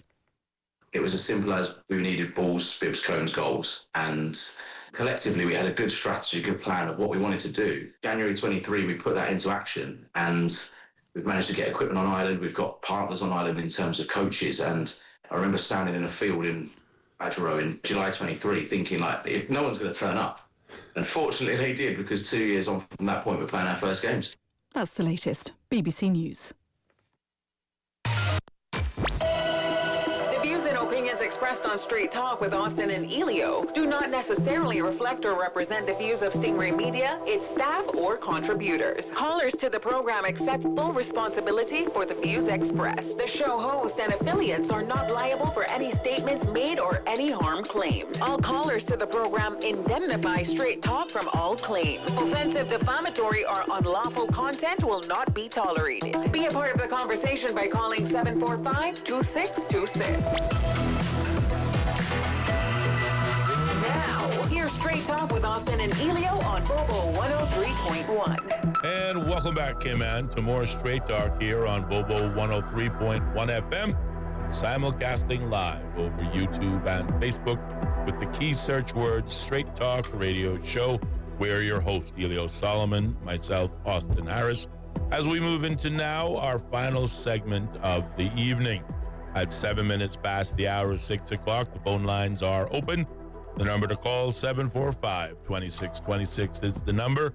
If you want to call, ask a question, perhaps give a last minute and late minute congratulations to our last guests, the West Bay Community Wellness Association, who launched a new football league, bringing the community together just last Sunday, with games taking place twice a week, Sundays and Wednesdays. The next game will take place this coming Sunday at 5 p.m., followed by another game at 7 p.m., brought to you by McRuss Grocers, as well as there's a video company that's shooting videos of the matches that we're hoping to get a link of.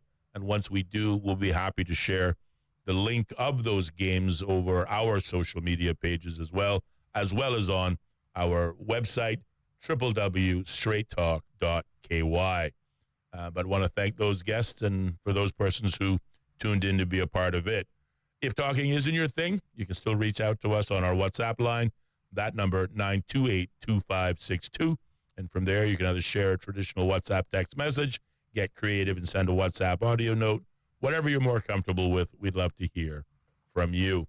But really uplifting discussion, Ellio, I thought the Community League is a step in the right direction. It's nice to see the West Bay community leading by example, taking ownership for some of its own issues that are, if not unique, but certainly issues that are affecting the West Bay community, as well as issues that are affecting the island, and that includes all three islands, bringing it together. And I really like the bringing together of all ages, which is always so very important in what we would say is the best of K-Mankind. Your thoughts? Yeah, well, I mean, I definitely like the idea as well. I think it's an awesome thing to be able to step out and take that lead, as you've said, in terms of trying to bring the community together. A couple of things come to my mind from a purely intellectual perspective. I love to see studies being done, and I would love to see something where we're actually conducting a study in the Cayman Islands, period. But when he gave out some of the statistics, for example, showing that in West Bay, the overwhelmingly large amount of crime was being committed there, and those sort of things. I think those things to me is worth a specific study. Yeah. Why is it that we have so much more crime in West Bay? What is actually happening there? And of course, I'd like to see the same thing across the islands. And I'll just throw this in, for example. I remember many years ago, for example, when you and I hosted the talk show, the Rooster, I remember having discussions at the time, and one of the things that came up was the whole issue of remittances. And at that time, I think it was saying that, Philippines was getting somewhere in the region like 14 billion or something. And it just kind of caused me to start delving in more into that community and the fact that the majority of their people were going overseas to work, the OFWs, et cetera. And so I'm fascinated with things like that. And I don't recall in a specific study being done to try to ascertain specifically why we're having some of those challenges. But I applaud them for taking these steps in the right direction as far as I'm concerned, in terms of bringing the community together, loving that. When you talk about the logwood, was it logwood and what was it, the other one? Birch Tree Hill, right? Yeah. Again, allowing that of a bit of a healing process and coming together, keep creating that sort of unity. I think it's good. And it also reminds me of a book written by Malcolm Gladwell. I think it's, what was that one? Is it Outliers? Too many books. But I think it's Outliers. And what was fascinating about it from a health perspective is that he talked about a particular area where the people were living much longer. And they were trying to do all these studies as to what exactly caused that. And the bottom line is, supposedly on the other side of the equal sign, was the fact that these people were communicating more, just simply walking around, neighbors, chatting with each other, and those sort of friendly things. And I think that that's what Cayman used to be more about as well. And so it's to his point, to Huta's point, when he talks about we kind of grew up in a blue zone, right? Right. In terms of how we ate and how we socialize and mix, but a lot of that has gone away. It's now television. Nobody gets out anymore. So again, I just think it's a really good thing, and I just mentioned that book just to help validate, if it's required, the total awesome effort that they're making. And of course, again, I will harp on to say I think we would welcome the RCIP to give some clarity. We'd like to believe that we got it wrong, but surely it shouldn't be a case where you have to pay to get the presence of the police at events like this. I would think that, you know, all of them would come out and participate in something that helps to bring the community together. Sure. The police presence should be full. I mean, even the firemen, you know, all of them. I think getting out in the community and showing that you have that sort of community support and that the government's here to help. Yeah. You would expect that that's what they would be doing and not charging $42 an hour. So to the Commissioner of Police, Mr. Kurt Walton. Kurt Walton. Maybe you might be able to issue some press release on that. I don't know. It doesn't sound right to me. No, I was flabbergasted by that news when Coach Roy shared it with us, suggesting that they had invited the government. The Premier hasn't yet made it in person, but has endorsed the league and the association. We know, and we also heard that Minister of is it Environment, I think, the Honorable Catherine Ebeck. I think he said health, but he's referring to him as Catherine Wills. Well, you got quite a few West Bay contingent there, right? You got the Minister for Finances from West Bay, West Bay North. Then you got Ms. Catherine Wills, which I think he's stated did show up. And then you would also have Ms. Julie. Ms. Julie, that's right. Yeah. Again, to clarify, that's Ms. Hunter from West Bay Central, right? And then you would also have the Premier of West Bay South for sure. I think I'm missing one. We're not missing one. I think you might be. I'm not quite sure. We'll have to look at it again. But either way, you know, to hear then you only had one there, that's a little bit disappointing as well. Yeah. And I'm sure there might be some good reasons. It is summertime, a lot of people traveling, and of course possible government business as well. So it won't be too harsh there. No, I think you covered them all. Oh, okay. I think you got them all, yeah. Just 4 representatives. But yeah, flabbergasted by the thought that they invited the police also, whether it be to attend or, you know, have police presence from a security standpoint, suggesting that the police inform them that for them to come out, I'm presuming in a security role, they would have to charge the association $42 per hour per officer at a minimum of 4 officers to attend the event. And again, I have a real hard time accepting and understanding the logic behind that. Yeah. Especially since the, you know, establishment of the neighborhood or community policing initiative, which is intended to break down barriers between the police and the public that they serve. But you mentioned, obviously, Coach Roy mentioned the gang violence that has dominated the headlines, and regrettably, a large percentage, more than half of those violent offenses happening in West Bay, arguably by persons living in West Bay and who make up the 2 dominant gangs of West Bay. And we hear in this league, we have members from those dominant gangs participating, suggesting that they, you know, are willing to let bygones be bygones, that they perhaps feel there should be, could be, can be a better way forward, and to not have the police participating unless they're being paid to do so is ridiculous. And there's something very, very wrong with that. And certainly to the point that the police will always say, when there are events of criminality, where there are illegal or murders or shootings or break-ins, they're always asking for the public, you know, if you hear something, say something, provide us feedback, you know. And the truth is, I mean, you need the community support. It's not really a question of just even calling. You really need community support in most instances in order to solve some of these crimes. The police can't do it on their own. No, and here's an opportunity to develop that much more of a relationship, walking around, chatting with them, you know, showing that you're part of the community. I would think that would only be a confidence builder. But, you know, speaking about money on the police, I'm looking up here. 2025, $59.5 million was given to the police, allocated as a budget. And then, of course, you remember the supplementary, right? We went back, got another $7.7 million in extra funding. So it went to $65 million. Yes. Really, you have to ask yourself, how much more do you need? Yeah, and by the way, on a slight digression, have you looked at the Central Police Station lately? That looks like it's just falling into complete disrepair. I mean, what is going on there? Yeah, it is. And then what? It's been falling into disrepair for a long, long time. Yeah, it's going the way of the West glass Bay house. Police Station, but particularly the West Bay lockup was condemned many years ago.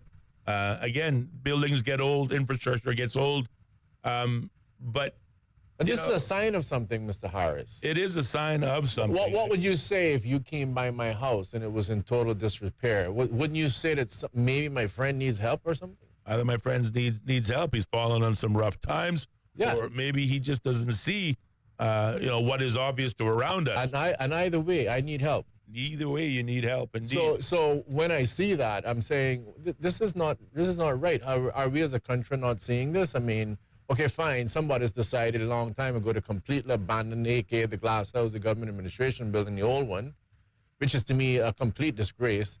But that's fine. Let's just set that aside. No one's working there.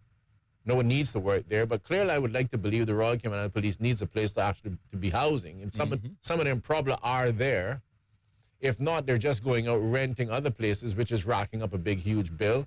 But that place just looks like, I mean, is that what you want on the front page for the world to see as the Cayman Islands, the Royal Cayman Islands Police, the Central Police Station? Here it is. Yeah. It's a disgrace. It certainly is. So I don't know what's going on. I'm like I said, I'm not even putting this at the door of the Royal Cayman Islands Police. I don't know where to put it. All I'm going to tell you is if that says something, there's a problem. And it just reeks now, and I'm actually joining this to the $42 an hour, okay?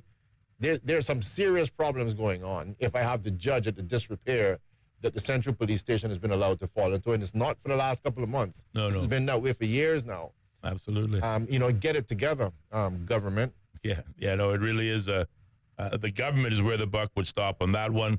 Regrettably, we still have yet to determine whether or not the government, even if they wanted to, build the police new digs. The question is of affordability.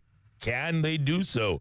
We're on one hand excited about the second quarter financial results, which also show strong financial performance.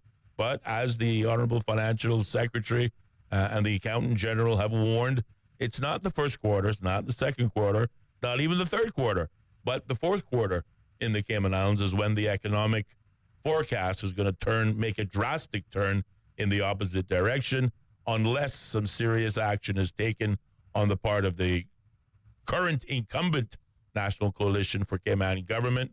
But, again, they're looking at cutting costs, not adding to them. And certainly a new police station at this point in juncture would be a new capital cost. Somebody needs to do the math, right? Because it is obvious.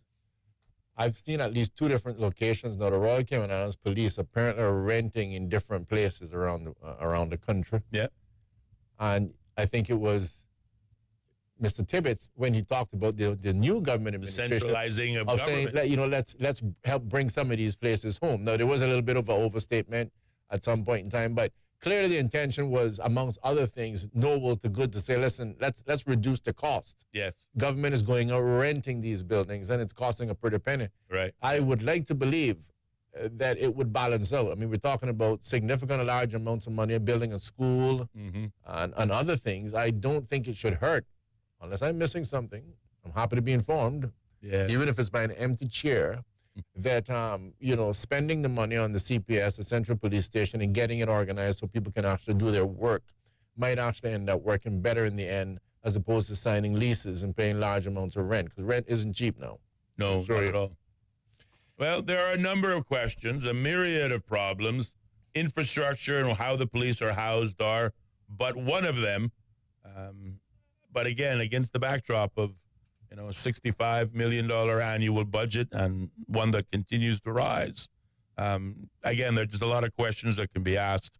How are those services being spent? How are those services being delivered? Are we getting value for money for many of these things? Again, I don't want to put too fine a point on it. I certainly don't want to overly and unnecessarily criticize the policing services because, like the government, we need them. But there are a number of unanswered questions. There are a number of difficult conversations that need to be had. To have them doesn't mean you're, quote unquote, picking a fight or causing trouble, but you're asking legitimate questions. But, these days, a lot of folks aren't quite comfortable with the legitimate questions. uncomfortable, legitimate questions. Yeah, but Austin, again, I think they were speaking in favor of the Royal Cayman Islands Police. I mean, I don't know specifically. I can only say this as a general statement, and the elected government ultimately would be the responsible ones, I'm pretty sure. But what is it like when you and I have to get up and go and work somewhere that just doesn't look good? It's in total disrepair. I mean, no one wants to work in an uncomfortable environment like that. No, not at all. So you're affecting the performance of people. Sure you are. Let's just be clear. Sure you are. You can't give Royal Cayman Islands Police. Let's say you're giving them a car that doesn't have an AC. The windows don't work, and you can't expect the same level of performance. This is not a good working environment. Correct. And all I'm saying is I don't know who's housed in the Central Police Station. I would imagine somebody's there. But for goodness gracious sake, I mean, let's get it organized. I mean, it's an eyesore to say the least. Yes, it certainly is. It certainly is. But yeah, on those gun crime things, he talked about like 28, and that 20 had occurred in West Bay. Yeah, that's 71%. Yeah, those are a good scary chunk. things. That's a good chunk of the crime indeed. And again, if I was the commissioner and I realized and I'm looking at those statistics, my goal would be how can I get closer to so I can solve the West Bay community? Absolutely. Not further away. Yeah. How do I get closer with? How do I get to build trust with this? And what better? district? Even if it's in plain clothes, get out there, mix and mingle with the people, build a relationship. Yes. Yeah. Break down barriers. That's how the game is won, if you want to call it a game. Yeah. Lead by example, lead from the front. But again, there's a new concept, Mr. Harris. Lead from the front. I know. It's unheard of. Take it easy. Somebody better patent that idea too. But yeah, it's just, I want to be upbeat. I really do. But the more and more I think on the subject, the less enthusiastic I become. And I say, you know what? Whose idea was it to come back on the radio? Some days, I'm $42. I'm $42 short of good patience. $42 short an hour of some good patience. Absolutely. And it just boggles the mind. It really boggles the mind. But maybe if you give them a new house, then all of these other things will come with it as well. I don't know. But the reality is we can't afford a new house right now. There may have been a time that we could have, but arguably, there's the argument and there's the rub. Yeah, the police need new digs. So does the prison. It needs new digs. But we also need to expand the mental health facilities so that we don't send the wrong people to jail who don't need to be there. So those needs grow, which is why I keep coming back to, the revenue that comes into this country, how important it is that we get it from the variety of sectors that we do, because it's not a question of, it's not a question of want. It really comes down to a question of need. There are demands from all sides, and the government has huge obligations and responsibilities to meet those demands, but they have to be good stewards of the public purse, the taxpayer's purse as well. Seeing some texts on our Facebook page. Tell me, read them. Shouldn't the police be on patrol at these events, knowing there was a shooting incident not so long ago there? Yes. Ding. Yes. Denver says, you'd think it would be in their best interest to be there. The central police station in the district with the most crime not being suitable for the police to work in. Yes. But I'm understanding, now this is amazing, someone who I think should know says CPS Central Police Station was condemned since Hurricane Ivan. Has it been that long? It's a good question. What do they intend to do? Hope they don't sell it like the rumors are. But I don't think the building has been like that for that long. But it could be missing something. I thought no, it couldn't be because no.